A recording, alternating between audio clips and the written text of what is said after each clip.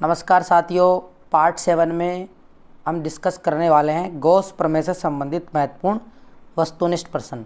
तो पहला क्वेश्चन आपको आपके स्क्रीन पर दिखाई दे रहा है कि किसी गाउसीय पृष्ठ में -q + 2q तथा -q आवेश है तो पृष्ठ में से परिणामी विद्युत फ्लक्स क्या होगा, ये बताना है। ऑप्शन नंबर ए है 0, ऑप्शन नंबर बी है 1/ε0 मल्टीप्लाई में q, ऑप्शन नंबर सी है -1/ε0 q और ऑप्शन नंबर डी है कोई नहीं। तो गाउसीय पृष्ठ, जब अपन बात करते हैं गाउसीय पृष्ठ की, तो गाउसीय पृष्ठ का जो सूत्र होता है वो होता है φE = q/ε0। q जो होता है वो काल्पनिक बंद पृष्ठ में उपस्थित आवेश होता है। लेकिन यहाँ पर गाउसियन पृष्ठ के अंदर हमें कौन कौन से आवेश दिए हुए हैं, तो हमें दिया हुआ है -q, +2q और -q।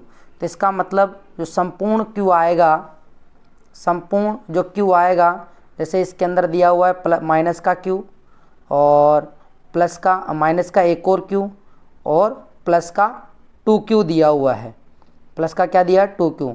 तो काल्पनिक बंद पृष्ठ के अंदर संपूर्ण आवेश कितना हो जाएगा, -q और -q और +2q। तो -q और -q को अपन जोड़ेंगे तो -2q आएगा और ये +2q। तो संपूर्ण आवेश का मान कितना हो गया, 0। संपूर्ण आवेश का मान 0 हो गया।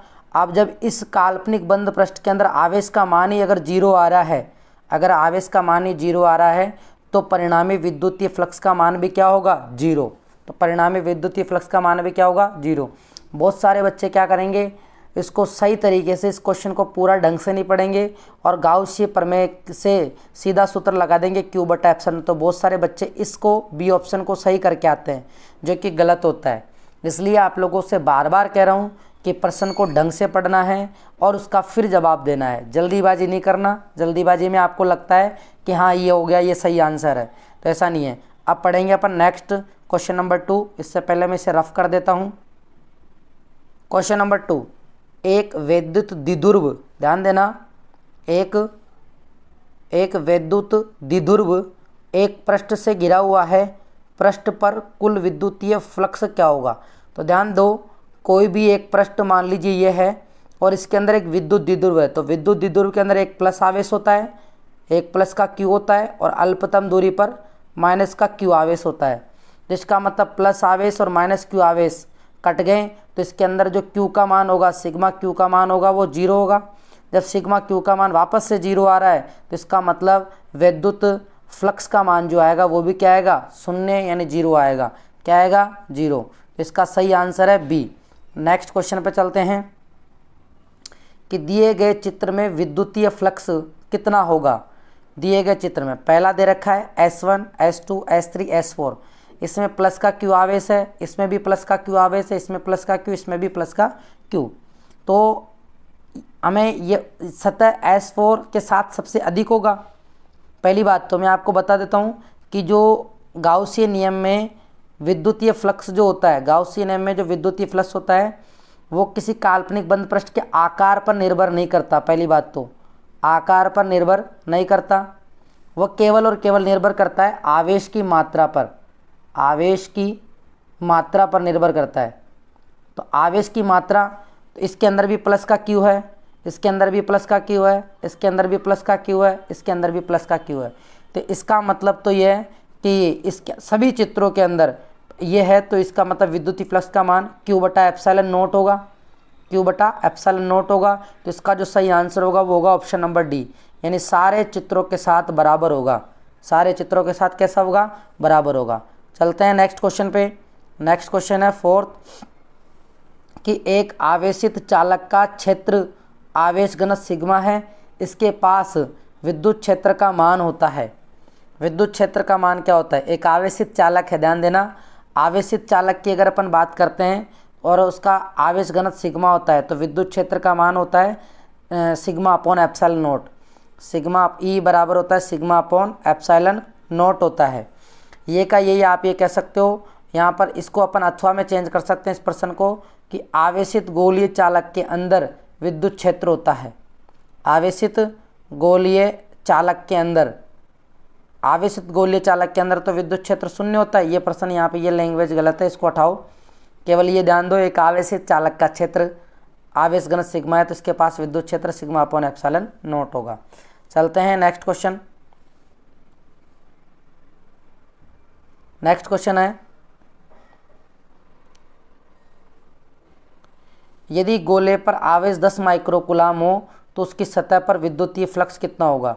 यदि गोले पर कितना है 10 माइक्रोकूलाम, तो विद्युतीय फ्लक्स क्या होगा, विद्युतीय फ्लक्स तो फ्लक्स का सूत्र क्या होता है, नए पेज पे ले लेते हैं। हमें तो आवेश कितना दिया हुआ 10 माइक्रोकूलाम, और इसका जो सही आंसर है वो 36 पाई गुणा 10⁴ न्यूटन मीटर स्क्वायर बटा कूलाम है।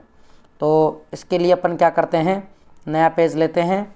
हम जानते हैं कि फाई ई जो होता है वो क्या होता है, sigma Q upon epsilon not होता है। तो सिग्मा क्यू का मान हमें 10 माइक्रोकूलाम दे रखा है, तो माइक्रो को उठाएंगे तो 10⁻⁻6 आएगा, बटा एप्सिलॉन नॉट का मान होता है 8.85 गुणा 10⁻12। तो इस तरीके से होता है। लेकिन यहाँ पर हमें ऑप्शन में आंसर 36 पाई के रूप में दिया हुआ है, 36 पाई आ रहा है और फिर गुणा में ये आ रहा है। तो इसका मतलब हमें ऐसा एक फॉर्मूला बनाना पड़ेगा जिसके अंदर पाई भी आ जाए। तो फॉर्मूला तो यही है, लेकिन इसके अंदर हम क्या करें कि ये इसके रूप में हमें आंसर मिल जाए। तो इसके लिए देखिए हम क्या करते हैं, जो विद्युतीय फ्लक्स का सूत्र होता है फाई ई बराबर क्यू बटा एप्सिलॉन नॉट होता है। तो इसको क्या करते हैं अपन, ऊपर नीचे 4 पाई से मल्टीप्लाई कर देते हैं, इसको भी 4 पाई से। तो ये हो जाता है 4 पाई क्यू, और एप्सिलॉन नॉट 4 पाई के साथ गुणा हो जाता है तो 4 पाई एप्सिलॉन नॉट हो जाता है। तो इसके अंदर देखो आपको ये छुपा हुआ मिल रहा है, 4 पाई क्यू को अलग कर देते हैं, मल्टीप्लाई में 1/4 पाई एप्सिलॉन नॉट। तो 1/4 पाई एप्सिलॉन नॉट को हम जानते हैं के लिख सकते हैं। तो ये हो जाता है 4 पाई क्यू मल्टीप्लाई में के, क्या हो जाता है मल्टीप्लाई में के। और चूंकि हम जानते हैं कि के का जो मान होता है वो 9 गुणा 10⁹ होता है, तो ये है 4 पाई और गुणा में क्यू, गुणा में क्या है क्यू। तो 9 का गुणा 4 से करेंगे तो 9 चौक 36 पाई हो गया ये। तो इसको मैं नेक्स्ट पेज में लिख देता हूँ। 9 का गुणा ये था, देखो 4 पाई गुणा में क्यू गुणा में 9 गुणा 10⁹ ये था। 9 का गुणा 4 से किया तो ये हो गया 36 पाई, और ये क्या है क्यू, और क्यू का मान हमें कितना दे रखा है 10 माइक्रोकूलाम। तो 10 माइक्रो की जगह क्या आ जाएगा 10⁻⁻6, और ये हो जाएगा 10⁹ हल कर लेते हैं इसे। 36 पाई तो वही, और 10⁹ और 10⁹ जोड़ेंगे तो 10⁻10 हो जाएगा। और 10⁻10 में से जैसे ये 36 पाई गुणा 10⁻9, आधार समान है, गाते जुड़ गए, 10⁻10 गुणा 10⁻⁻6। तो 36 गुणा 10 कितनी है ये 10। तो 10⁻10 में से 6 को घटाएंगे तो कितना आएगा 10⁻4। तो 36 पाई, यहाँ पे पाई लिखना भूल गए, पाई 36 पाई गुणा 10⁻, एक बार इसे रफ कर देते हैं, दोबारा लिखते हैं। ये आ गया 36 पाई, और 10⁻10 में से 6 को घटाएंगे तो 10⁻, क्या आएगा 4। तो 10⁻4 लग तो छोटा सा रहा है, लेकिन इसका तरीका आप लोगों को मैंने बताया उस तरीके से इसका जवाब मिलेगा आप लोगों को। तो ये 36 पाई गुणा 10⁻4 न्यूटन मीटर स्क्वायर बटा कूलाम, सॉरी मात्रक गलत नहीं पर आएगा, कूलाम स्क्वायर बटा न्यूटन मीटर स्क्वायर। तो ये ऊपर चला जाएगा, तो न्यूटन मीटर स्क्वायर, एक कूलाम से एक कूलाम कट जाएगा तो न्यूटन मीटर स्क्वायर बटा कूलाम होता है। विद्युत फ्लक्स का मात्रक न्यूटन मीटर स्क्वायर बटा कूलाम होता है। ठीक है, नेक्स्ट क्वेश्चन है 64 समरूप बूंदे।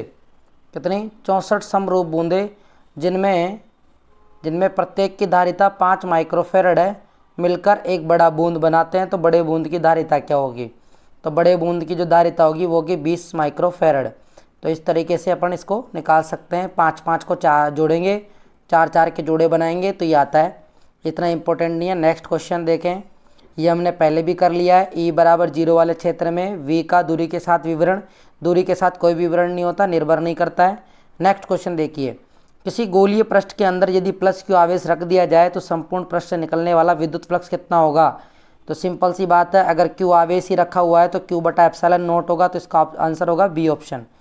नेक्स्ट क्वेश्चन की बात करते हैं कि किस राशि का मात्रक वोल्ट बटा मीटर होता है। तो वोल्ट बटा मीटर ये हम पहले भी पढ़ चुके हैं, विद्युत क्षेत्र का मात्रक ही वोल्ट बटा मीटर होता है। अब बढ़ते हैं नेक्स्ट क्वेश्चन की तरफ।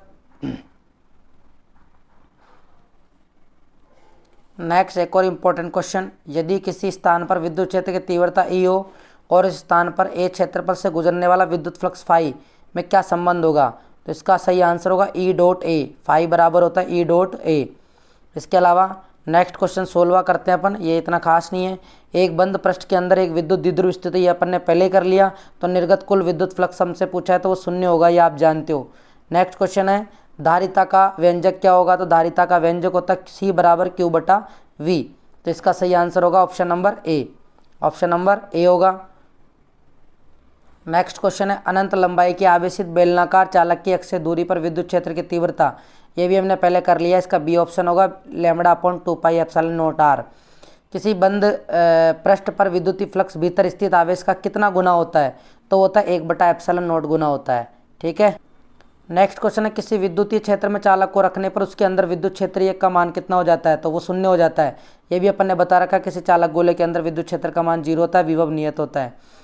नेक्स्ट क्वेश्चन है किसी वस्तु का परावैद्युत स्थिरांक हमेशा अधिक होता है, कितने से अधिक होता है, तो वो हमेशा 1 से अधिक होता है, ठीक है। नेक्स्ट क्वेश्चन गाउस के नियम आप जानेंगे, गाउस की प्रमेय क्या होती है।